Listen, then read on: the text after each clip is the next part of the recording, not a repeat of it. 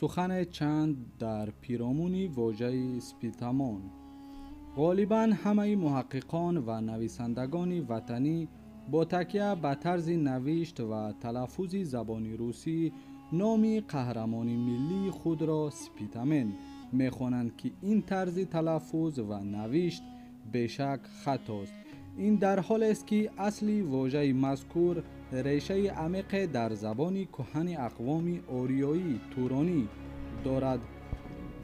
در واقع ریشه واژه سپیتام به گفته بسیاری از دانشمندان کلمه ایرانی کهن و اوستایی سپیتا یا سپیتی به معنای سفید است، چنانه که یوستی در پژوهش‌های خود واژه سپیتامن را دارنده روح سفید یا صاحب روح پاک معنی داد می‌کند.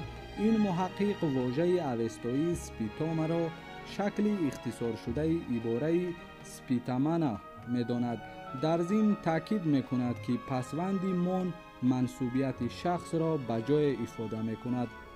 زبانشناسی معروف شوروی ابایو با تکیه به اندیشه‌های یوستی و با استفاده از قوانین خاص زبان کهن ایرانی و با مقایسه با زبان امروزه آسیتینی نتیجه می‌گیرد که شکل درستی آن سپیتامون میباشد. سپیتامون و مرحله جدید نهضت ضد مقدونی. درباره مرحله اول فعالیت سپیتامون و مبارزه او بر علیه لشکر یونانیان مهاجم اطلاعات کمتری هست. مرحله اول جنگ‌های او علیه دشمنان از جمله در محاربه گوگامیل به درستی بررسی نشده است. بیشتر نام سپیتامون در جنگ‌های ضد مقدونی‌ها که تحت رهبری بیس در نواحی باختر صورت می‌گرفت، یکی از فعالترین سپهسالاران نیروهای متحده اقوام آریایی توران بود.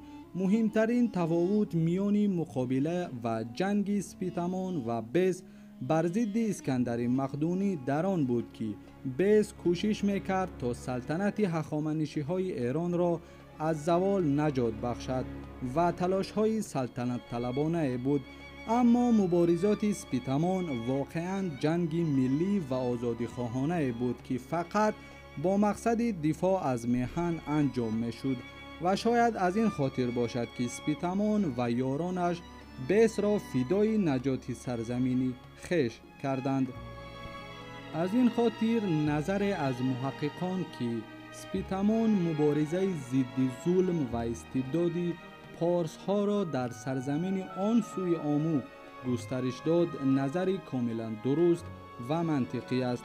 سپیتامون در حقیقت سرور و راهبر مدافعین و میهن پرستان اقوام آریای شرقی بوده است، چنانه که عالم اتریشی شاهرمایر گفته است. برای مردم فرد لازم بود که نهضت مقاومت را روحیه بخشد و با همه وضع آماده و بتواند فوراً شعله اعتراض را تبدیل به آتش نهضت عمومی نماید. مردم سوخت در سپیتامون همین گونه شخص حاکمی واقعی آزادی و پی هم رفته مهمترین سپهسالار را که ضد اسکندر ایستادگی میکرد دریافتند. بعد قتل بیس مبارزه آزادیخواهانه اقوام آریای شرقی تورانیان به مرحله جدید خود وارد شد. در رأس آن سپیتامون و یاران او به اسم داتوفرن و کتان قرار داشتند.